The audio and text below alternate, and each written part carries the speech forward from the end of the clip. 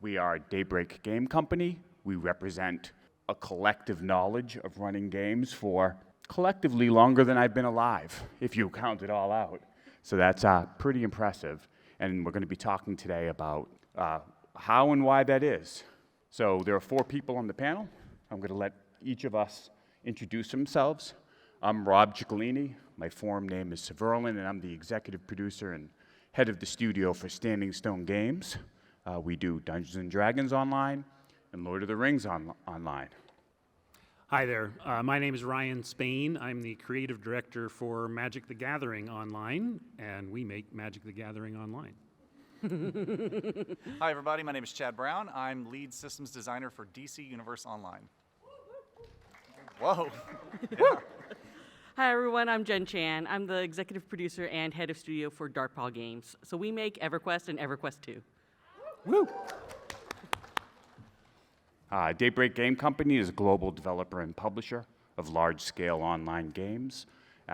We have a pretty impressive lineup here of games that have lasted quite a few years. We're home to some of the longest-running MMOs in the industry, and our games still exist today because of, and I'm giving you a little spoiler here, the communities that support us. The key to all of our long games is having active and kick-ass communities, and we appreciate them. So Dungeons & Dragons Online. Dungeons & Dragons Online is inspired and built on the D&D system. We're going strong after 15 plus years. Our settings are in the Forgotten Realms and Eberron. And the game is built on the D&D system, but more than sort of the systems and math. It's kind of interesting because we have a built-in community. What bringing Dungeons & Dragons to the digital space means is that our communities are Dungeons & Dragons players, either before they come to the game, and that's what brought them in, or they found the game and they have basically been inspired to do that. And so it's very interesting for running a D&D system because the long-standing communities are the ones that match and support the Dungeons & Dragons community, and that's very special to me and to all the people who work on the game. So that's one of the interesting things about running a game with an ongoing system. Our settings are from both the Forgotten Realms and Eberron, which means that we have to be true to those, and we have to give a vision, a digital vision of those to our communities that match their imaginations, which is very difficult. In addition, you can relive your favorite modules.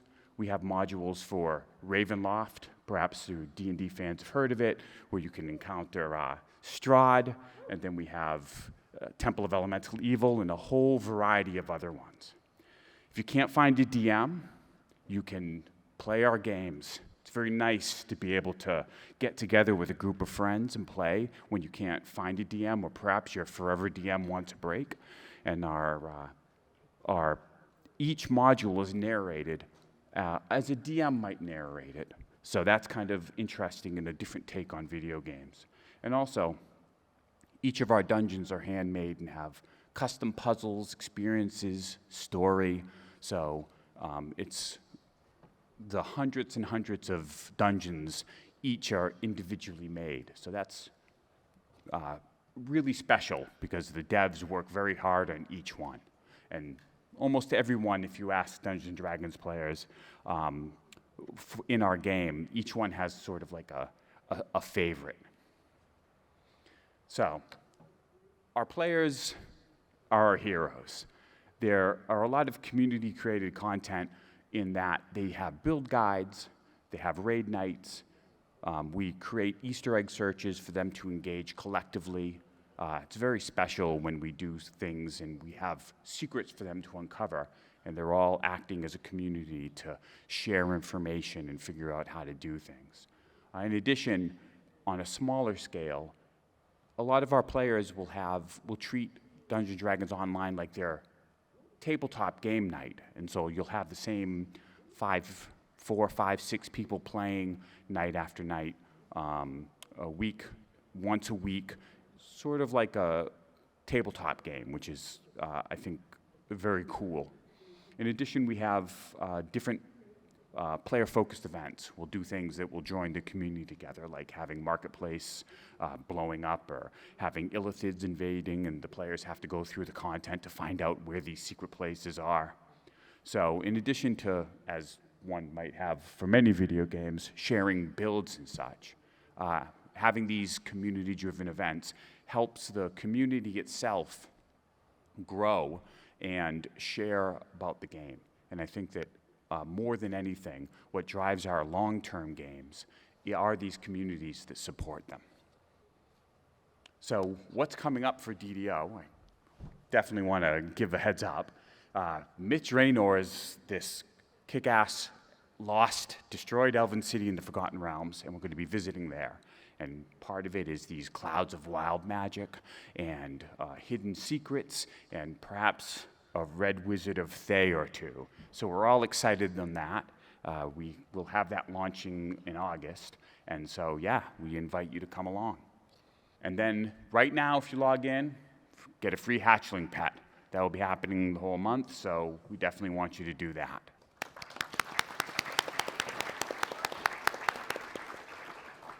So I have the distinction of having to do two. I'm sure Jen is also looking at that. Yeah.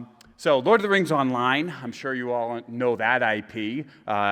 Lord of the Rings is Tolkien's world. It maybe is a template for a lot of fantasy out there, and we have the privilege of making a game in Middle-earth. It's the largest and most complete world of Tolkien that's ever been put to a 3D universe. People can wander all over from the Shire all the way to Mordor. You can experience life in Middle-earth. You can visit different places, play different races, have housing, see different events that were taking place while the Fellowship was traveling and doing all of their dutiful and heroic things. But one of the special things about Middle-earth as it exists in Lord of the Rings Online is that the community adds so much to it. We have a music system, and the community actually gets together and has bands, and they play their music in real time to do various concerts. They have a concert called Weatherstock, where they go to the top of Weathertop, and like hundreds of players will show up to watch them play music, and that's pretty special. They'll do shows of theater. We have a Tolkien expert that actually shows up in game to talk about Tolkien as one of the Tolkien scholars, and players will do. They can play as a chicken and they'll do chicken runs where they try to run into Mordor as chickens and have hobbit walks to support other players. It's really nice. In fact, just recently I noticed that there were in-game things to help support one of the players that was running into hard times. So the community is very special. You can travel across Tolkien's expansive realm. We all love Middle-earth, and we all know that its influence on fantasy and being able to create Tolkien's world from one end to the other has been special. And the other thing that's been special is recently we've been able to go to lands that maybe weren't touched in the books, like Umbar and eventually Harad, and going into those areas and trying to keep the Tolkien's voice and make it feel authentic is really a big privilege for us. And finally, you'll be able to interact with some of the legendary characters and embark on some of those adventures where you will meet the Fellowship, and now you'll be going beyond that and seeing maybe a little bit of what happened to them after the events of the main stories. The roads go ever on. We definitely have a lot of stuff ahead of us in Lotro. On the Wing is coming out, where we have a new hobby, birding. What other game would have you doing birding and looking for birds, right? And then we have legendary servers coming out, Mordor and Angmar, so new ones. Mordor will be special because it'll be our first European server for a number of years. And then, as we've done the human avatar revamp, this year we have the elf avatar revamp coming up, where we're going to be fixing up and changing that. So we're all sort of very actually excited about that. New hairs and, faces and such. And then our next expansion for Lotro, which is coming, is going to be the Legacy of Morgoth. I kind of like how that came across with the thing. So we're going to be moving. We're going to be finding a little bit about lost elves who haven't taken the boats across, finding out what shadow influence is there after Sauron, and maybe touching upon the edges of Harad. So we're really excited about that. So I thank you on that. And with that, I'm going to pass it off to our Magic the Gathering Online people.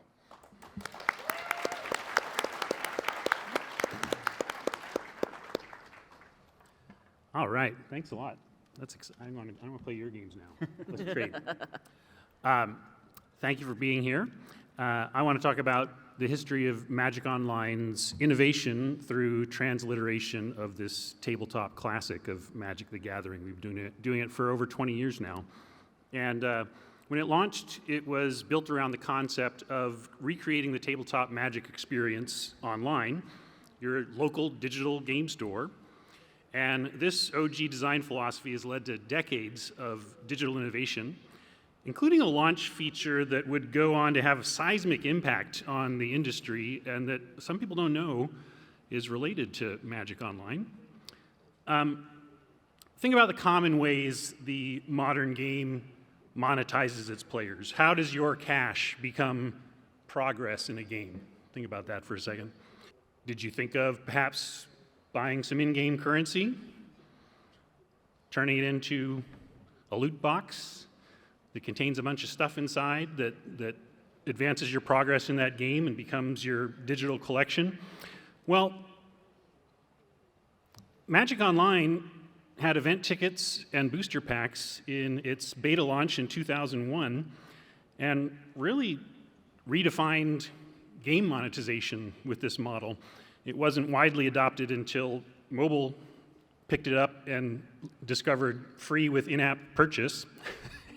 And there was a sea change. It changed everything. It's the monetization model of the industry now, for better or for worse. Whether you like it or not probably depends on what game you play. But this came from Magic Online, and whether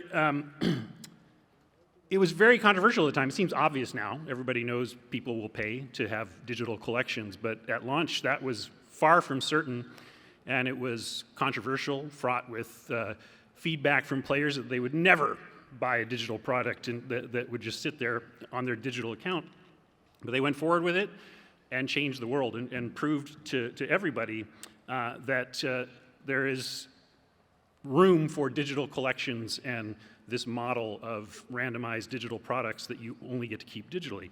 And I would note that this industry-changing innovation wasn't in gameplay space. We don't get to innovate on gameplay on Magic Online. That's the job of Wizards of the Coast. They make the fronts of Magic cards. We transliterate their work into a digital experience. Not that there's no room for innovation in that world. It just takes different forms. One of our main forms of innovation on Magic Online is format innovation. This is something along the lines of cards being, think of it as trading cards as a system as opposed to a game, in the same way that a deck of cards is a system, not a specific game. You wouldn't ask somebody if they want to play cards. You would say, do you want to play bridge or poker or hearts? Same with Magic. You wouldn't ask someone if they want to play Magic. You'd say, do you want to play Commander, Modern, or do you want to do some drafting?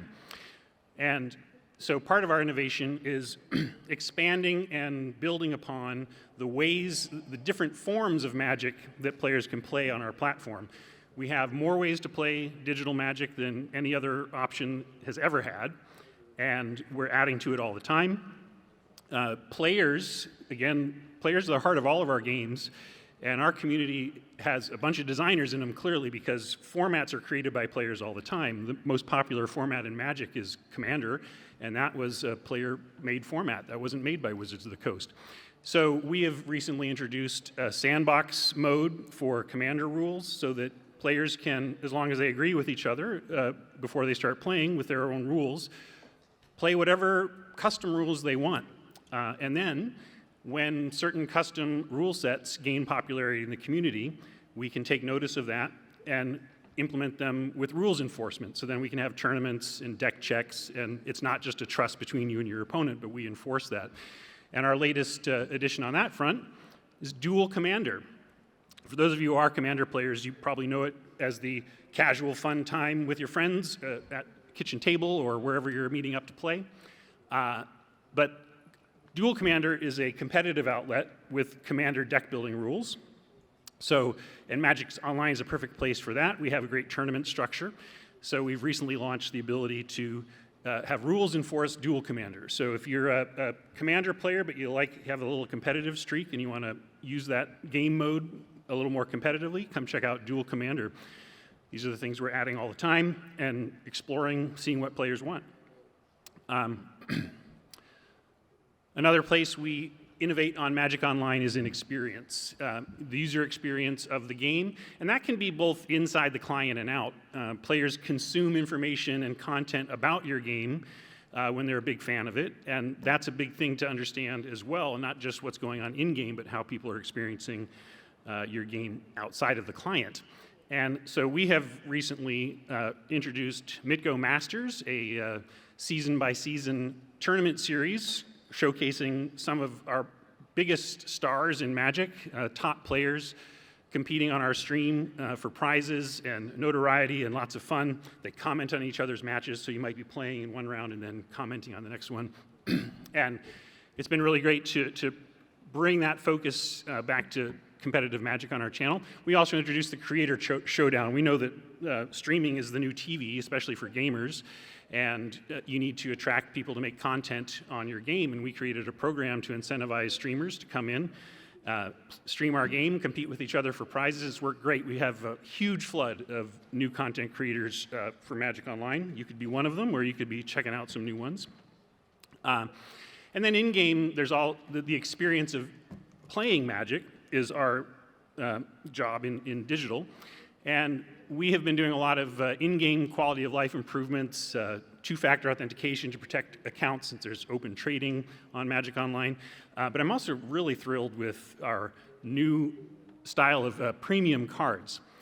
Historically, premium on Magic Online meant a normal version of the card with a static rainbow sheen on it to indicate foil. We've taken that and blown the doors off of it and have advanced our premium model so that we're not just talking about foil, we're talking about unique custom effects for a lot of the amazing promo cards that Wizards is making in tabletop. And we're trying to bring that amazement to digital as well, and not just have a foil sheen, but have a really thoughtful implementation of these new promos.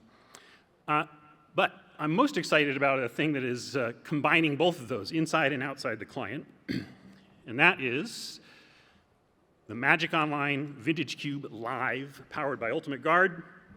Oh my goodness. I wish I could play in this. Instead, I'm running it.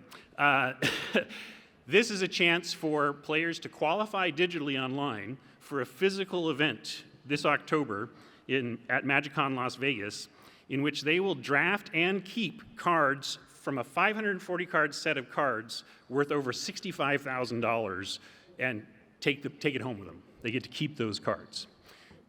It's a dream come true for Magic players who love draft formats, because the classic thing is, oh, I want to play Vintage Cube, but it's somebody else's. I don't get to keep the cards. Wouldn't it be cool if I got to keep the cards?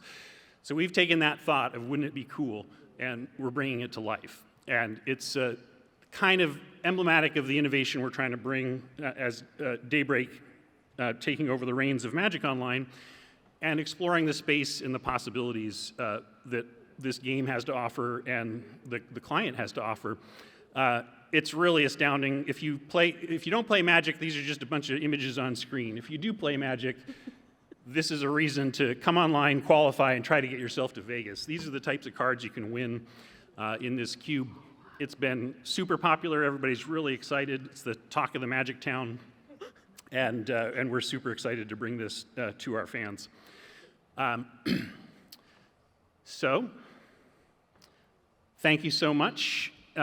Innovating on Magic Online has been really fun for the last 2 years working for Daybreak, and certainly for the last 20 plus years for everybody who's been working on Magic Online. If you would like to check it out, give this QR code a scan. You can take a little survey and earn some serious play points. They'll get you going in game, and you'll experience all the fun I'm talking about. If you have any interest in Magic, or especially if you're a Commander player, we're really the only Commander digital that has authentic rules-enforced Commander waiting for you. So, been really fun, and I thank all our players and everybody for their support as we've taken the reins on this classic. Thanks. Thanks, Ryan. I'm a huge Magic fan. I don't know if I told you this earlier. I think I forgot to mention it. I'm super excited about Commander and Bloom Burrow coming out, so Yeah. awesome. Hi, everybody. My name's Chad. I'm a lead systems designer on DC Universe Online. I'm not here to, gush about the greatest trading card game ever. I'm here to tell you about our game. DC Universe Online is an MMO. Actually, it's the only MMO set in the DC universe. It's been running since 2011, which kind of like makes it the baby a little bit at the table, but also older than some other MMOs you've probably heard of. Yeah, I know, right? Tousle your hair. I'm still in the hazing phase. It's super fun. It's a game that allows you to basically play with your favorite DC superheroes, go to iconic DC locations, team up with people, and be a superhero or a supervillain. And I'm here today to talk to you a little bit about what I think has made it like such a long-lasting and successful game. And spoiler alert, it's family. The biggest thing I think when I think about why DC Universe has stuck around for so long is the comic zeitgeist. Unless you guys have been living on a remote island of Themyscira, you probably have noticed that every year there's like 5 superhero movies coming out, basically going all the way back to 2011 when you guys probably remember the release of probably what is the greatest superhero movie of all time. I'm of course talking about Green Lantern. But we happened to launch about that time, which was fortuitous. I don't think anybody working on the game really knew what was going to happen over the course of the next decade. This huge cultural momentum, everyone's thinking about video games, and they're thinking about superheroes differently. Like, I remember before 2012, when I thought about superheroes, and especially in movies, I thought of like a single superhero, like acting alone, the one dude in Gotham City. People don't think about that anymore, and it was sort of like a big change to think that superheroes are going to work in groups, they're going to be on teams, they're all in the same world. And the game really sort of presents the framework and structure to support that. Players get together, they group up either with random people or we provide the framework for them to form a league of either heroes or villains and take on challenges together and form a community.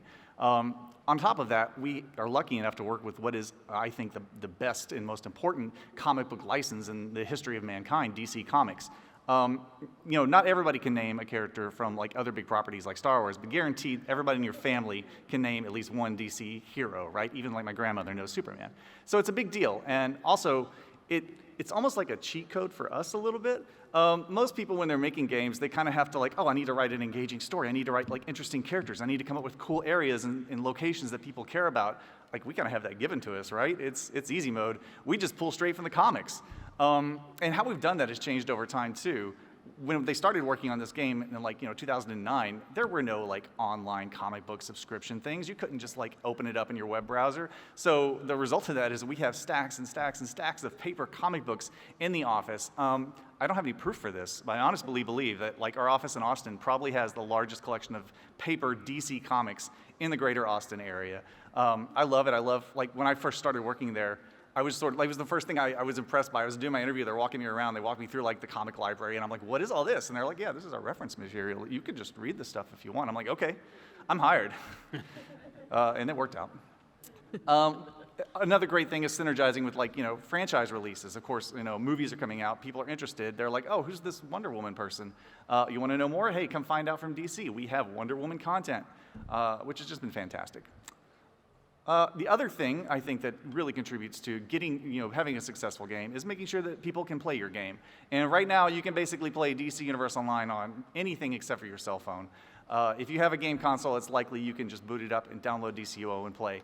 Also, when we launched in 2011, we were the PS3 MMO, right? Like, it was kind of wild at that point. There weren't a whole lot of MMOs on consoles. And so if you had a PS3 and you wanted to play MMOs, boom, this one was the one for you. It was sort of breaking new ground. And since then, we've worked to sort of expand onto every console we can. This means we've had a lot of console releases, which are always a big deal and a lot of work, but they're totally worth it to sort of get more people more access. And lately, our new push is working on to the next-gen MMOs, or next-gen consoles.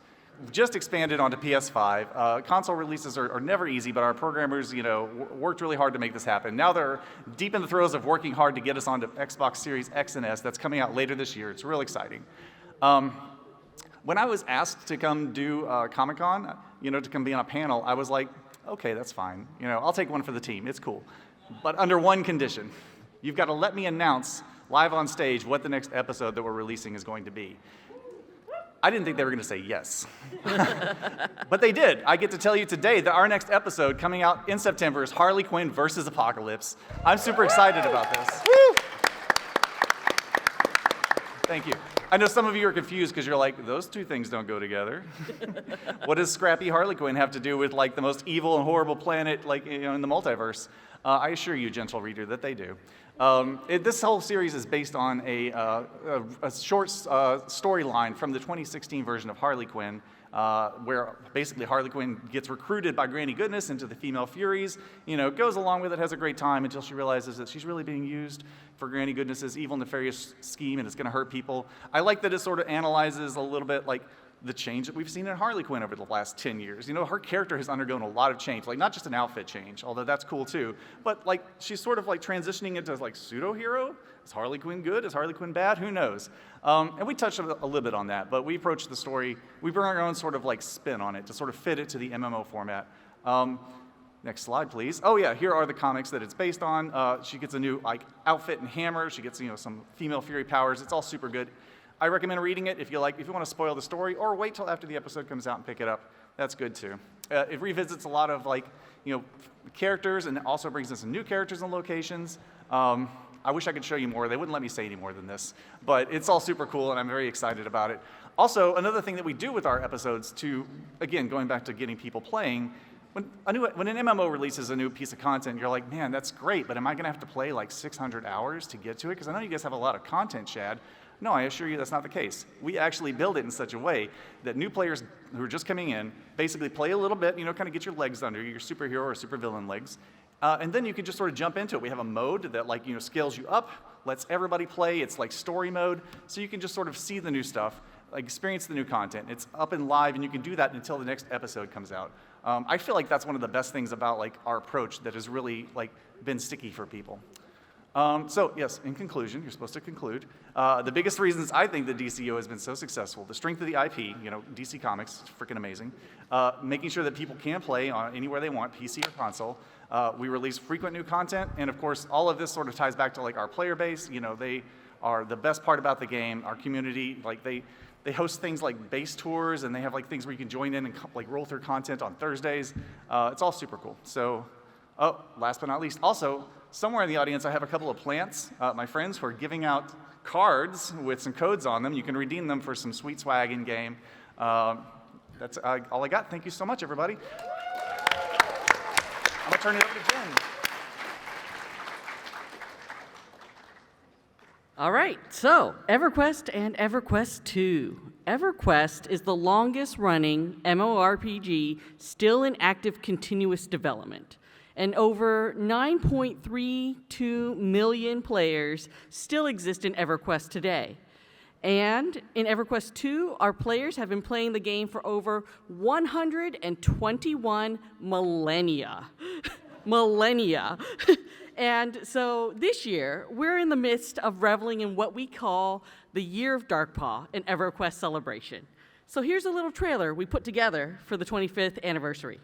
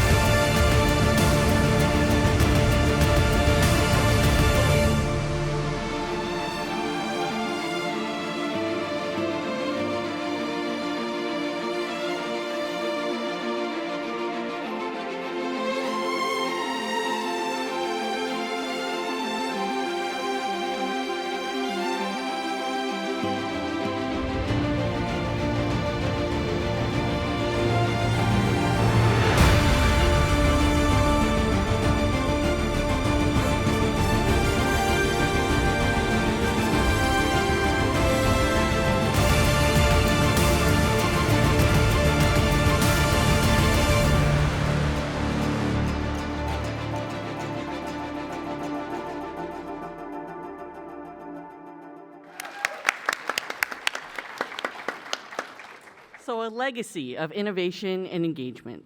25 years of EverQuest and 20 years of EverQuest 2. Can you believe it? We're marking a quarter century since the game's groundbreaking launch. And yeah, I know. And since our launch, EQ and EQ2 has continuously evolved. Our ability to adapt and innovate have been key to our longevity. We've introduced 30 expansions for EverQuest and an additional 20 expansions for EverQuest 2 that have added depth and excitement to the game. Our guild, rating, and housing systems are some of the most robust in the MMO genre, allowing players to personalize their in-game experience and build strong, supportive communities. So our first expansions for EverQuest was Ruins of Kunark, and for EverQuest 2, Desert of Flames.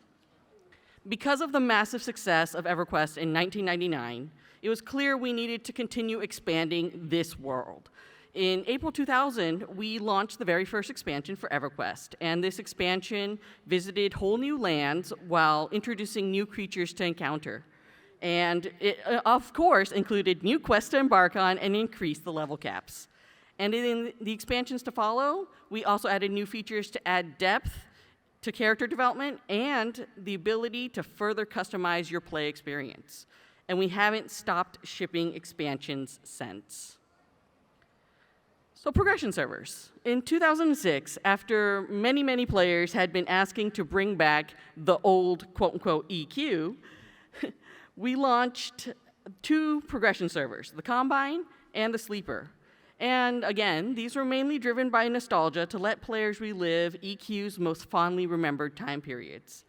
These were special rule set servers that began with no expansions and had a level 50 cap. And these servers would unlock the next expansion after players beat each one. And since then, progression servers have been iterated on many times to improve the experience, and lots of new other special rule sets have been introduced. Going free to play in 2010 and 2012. So in September of 2010, EQ2 was the first out of the gate of free to play on the EQs. We launched what was called the EverQuest 2 Extended Server. And this server was free to play while the existing servers remained subscription-based at the time. And this was shown to be so beneficial to the overall health of the game by increasing the pool of people to play with. It worked so well, we added free-to-play to the rest of the EQ2 servers in December of 2011. And then soon to follow, EQ followed suit and released free-to-play on all of the servers at the time in March of 2012. Well, let's talk about fanfares. These are a huge key part of the community. Fanfares were immersive events that connected the game's community and the developers and were a bridge between the virtual and the real worlds, solidifying EverQuest's impact on players' lives beyond the screen. They featured Q&A sessions, panels, and discussions about game updates, mechanics, lore, what have you.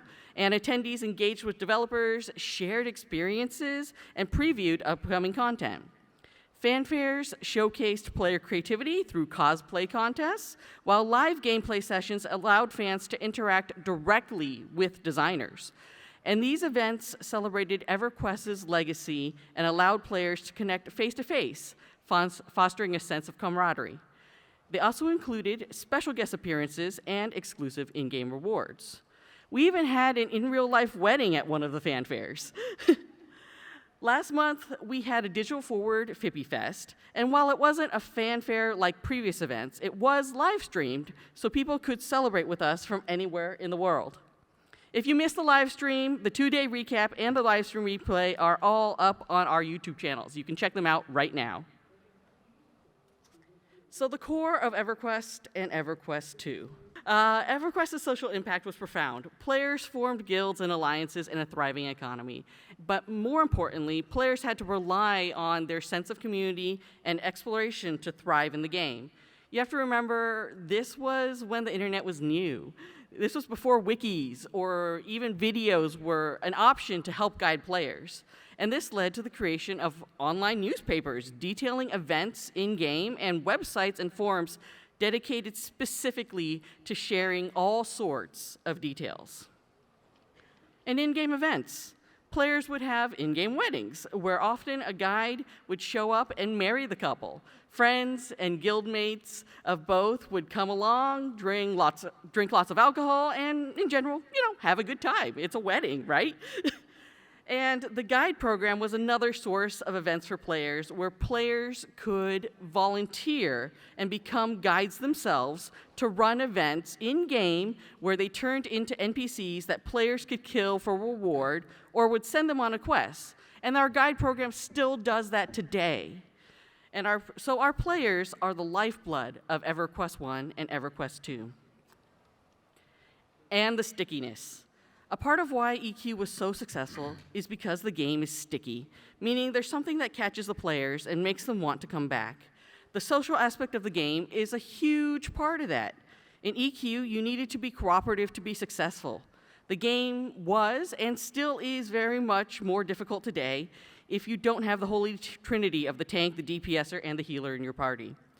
Because the game was originally full screen and people didn't normally have multiple monitors back then, you needed to log all the way out to look up information.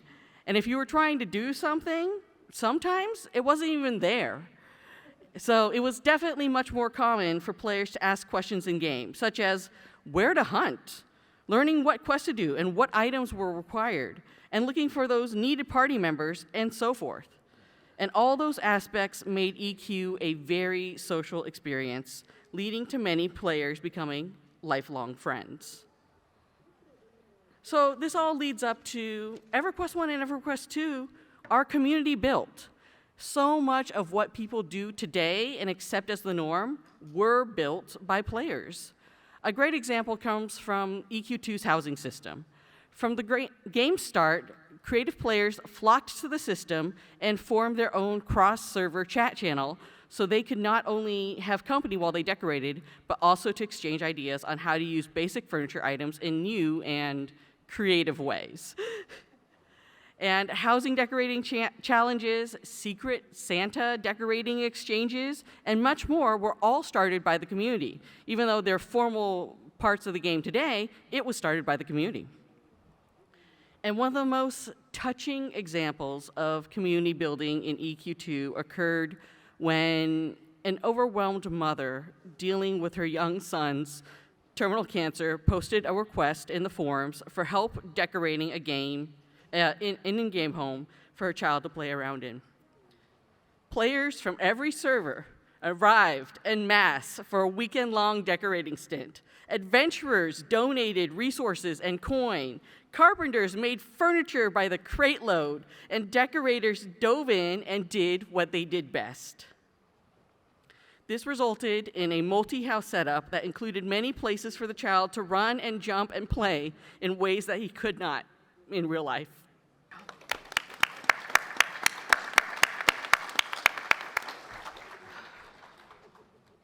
So what's happening now, and what's next?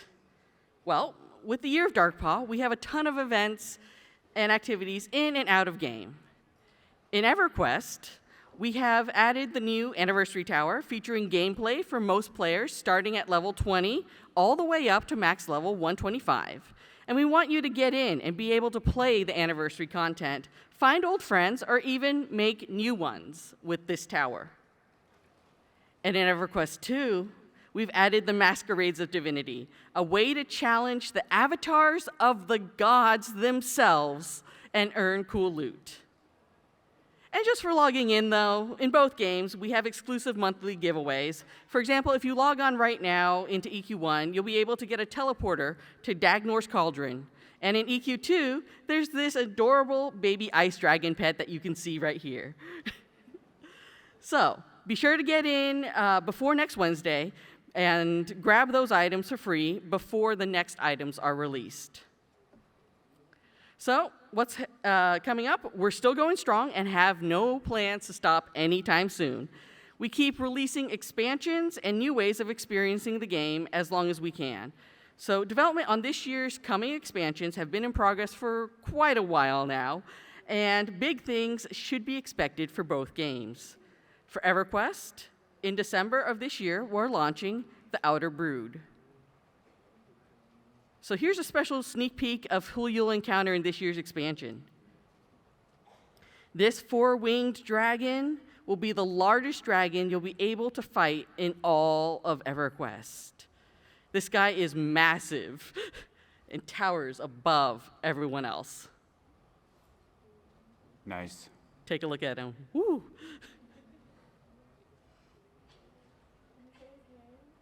I can't tell you his name yet. And for EQ2 in November, we're releasing Scars of Destruction. So let me give you a little hint of who you'll encounter in that.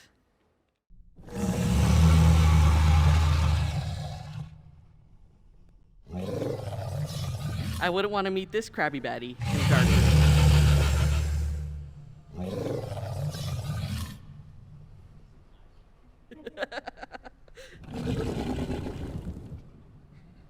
So I hope you enjoyed this whirlwind through the evolution of EverQuest. We're very happy to be here at San Diego Comic-Con this year talking about our iconic games. So please be sure to pick up your limited edition Year of Darkpaw pin and digital bundle before you leave. Thanks a lot for Thanks coming. very much. Thanks all for coming. Thanks to all of our players.